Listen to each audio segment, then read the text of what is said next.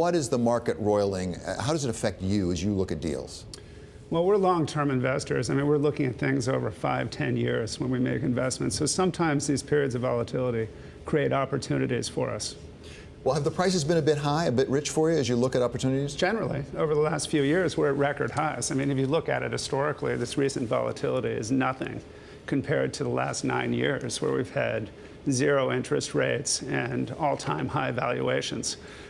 So you recently announced a big partnership with LionTree, Ari Borkhoff and LionTree. Tell us about that. Why did you think that would advantage you and advantage them? Why is it the sum bigger than the parts? Well, we're both TMT experts, and what Ari and I both saw is that when we looked at kind of high-growth TMT companies, they're caught betwixt and between when they're going out and fundraising. On the one hand, they don't want to raise debt because they're putting all their cash back into growing their business. On the other hand, sometimes raising equity is quite dilutive. And they get caught up in these ABC round type modes where they have to raise money at ever-increasing valuations. And if they don't, it puts pressure on them in the marketplace.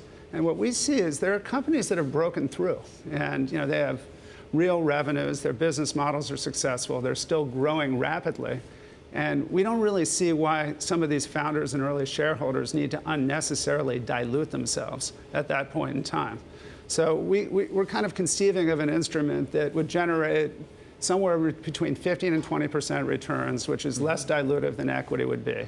And it has kind of fixed return features, but it's a non-cash pay instrument that we want to offer to those high growth companies so they can go out and continue to grow without diluting themselves so much. How do the new tax laws affect your business as a practical matter? There are some caps on interest, right? That must affect you some. Not as much as you would think. I mean, at least a lot of our businesses are not that leveraged. And certainly when you look at the math around it, the lower corporate tax rate more than offsets any lack of interest deductibility for the vast majority of businesses, including our portfolio. So overall, it's raised valuations really across the board. And there's been good research around that in the TMT and other sectors.